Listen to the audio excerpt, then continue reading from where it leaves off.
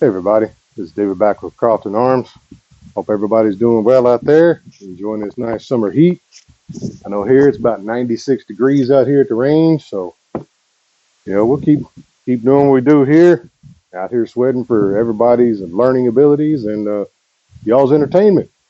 So we'll take the sweat so that you can make a nice informed decision on when you go to buy your next handgun, rifle, outdoor gear, whichever the case may be.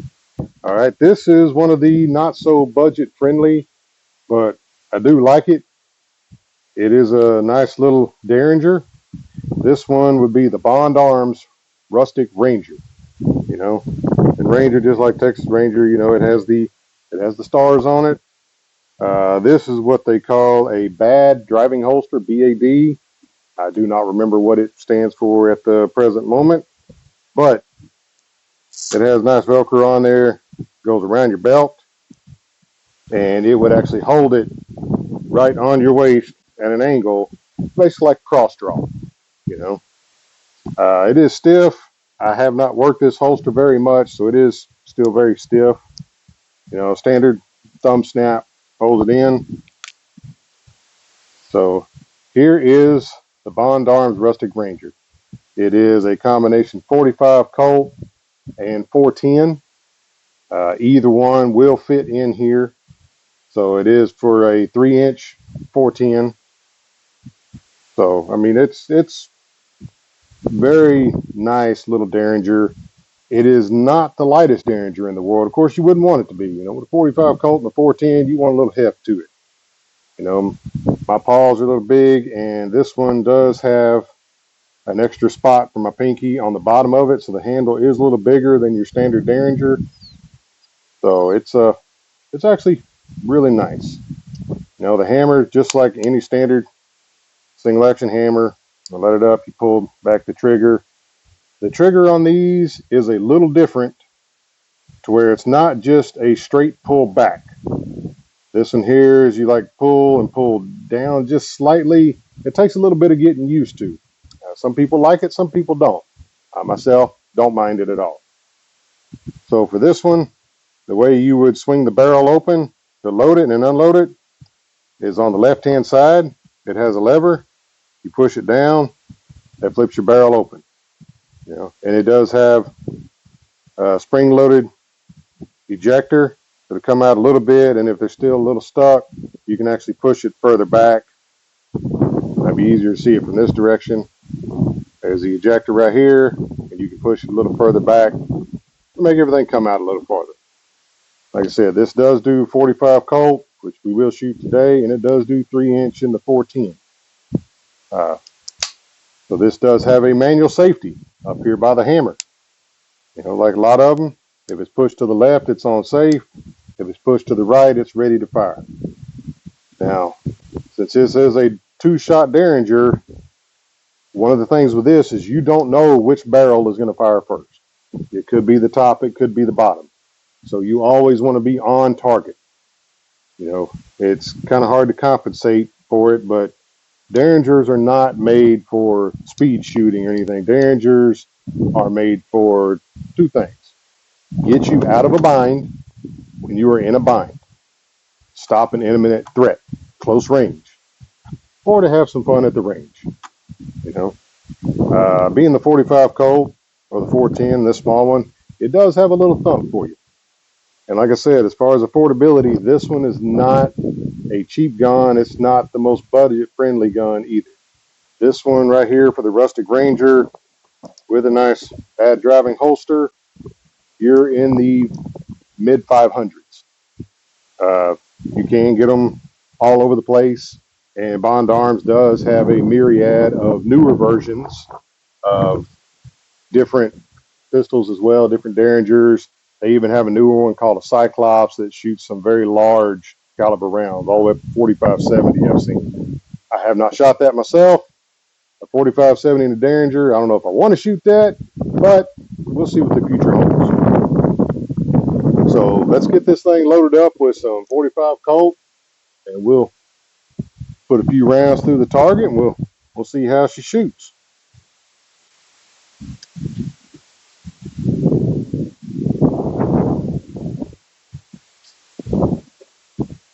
let's get this thing loaded up here. Today we're just going to be shooting some standard herders, 250 grain, just lead heads.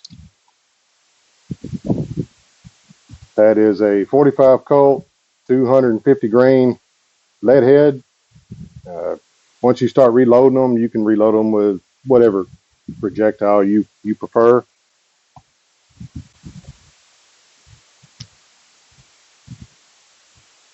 Now, one thing to remember, like I said, it has a manual safety. So, if you have this open, it's a good idea to go ahead and put the safety on. That way, when you go to shut it, there's no chance of if your finger slips and goes in the trigger guard, even though the hammer's up, it's just always best to be safe, ounce prevention and all that, so it's good to go. So we have the safety on. We'll load 2 of the 45 Colts in. Go ahead and shut it. Okay. We'll go ahead and take the safety off. Hammer back. And let's see where she goes. All right. Slightly below the X. All right. About the same place. Okay. Let's load her up again on that one. All right. See, we got those 2. How it didn't pull them all the way out. You can just push that ejector and it pulls them even farther out so that we can grab them and pull them the rest of the way. Like I said, you don't know if it's going to be the upper barrel or the lower barrel that's going to fire first. So always just make sure you're prepared. Okay. Take safety off. And we're back.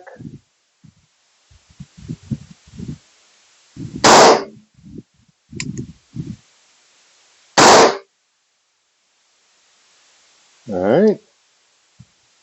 Like I said, Derringers are made to get you out of a pinch.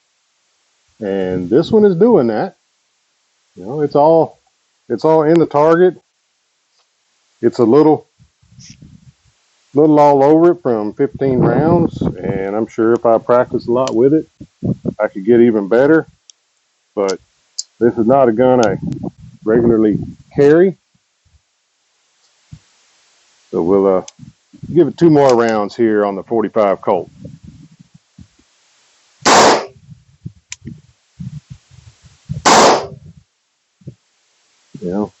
And those are actually some pretty big holes. So, if you had a threat, it doesn't really matter where you hit that threat. That's going to be a big hole. The threat is probably going to stay neutralized at that point because the fight's going to be out of them. I know it's I don't think you'll be able to see it in the camera. But you know what? Let me go out there and I'll move a gong over and we'll see how well we can do on a gong with this thing. Make everything safe here first. All right. Range cold. All right. I believe you can see the gongs, provided this video loads up properly. I'm going to work on that. Using 2 cameras. I'm just trying something new here, one way or another. I won't find a way to get y'all the video in there. All right. We'll load up 2 more. We'll see how it does with a gong on there with a 45 Colt.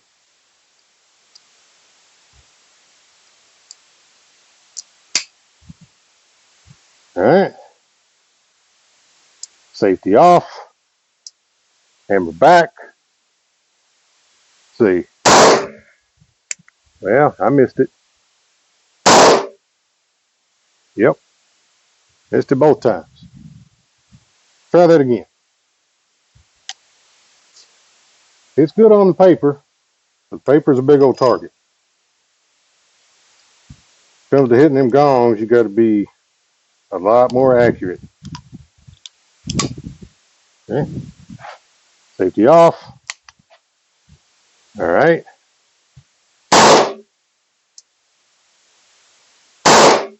Oh, I hit it on the second try. So it was a glazing blow, but that's pretty good. Those are 4-inch circles. So the first one just barely missed it. The second one grazed it right on the bottom left, not center enough to actually spin it, but it did graze it. So, the more you practice with it, like anything else, the better you get with it. But it is a very, very fun shooting gun. Like I said, it does have a little thump to it. It is lightweight. So, and that's in the 45 Colt. So we're going to try on a 410 load. This is 410 3-inch triple lot buck. This one's going to have a little more thump. So we'll see how it does on the paper. And let's go for it. Safety's off. Hammer back.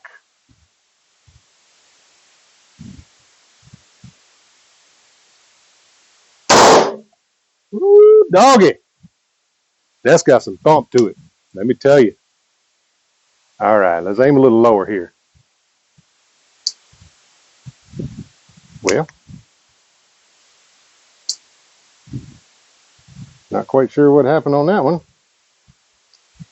It hit the bottom, but did not go for the top.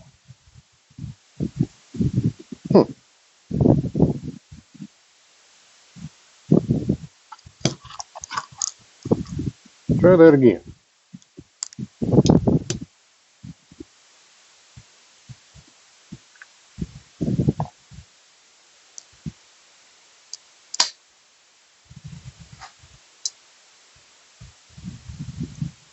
All right.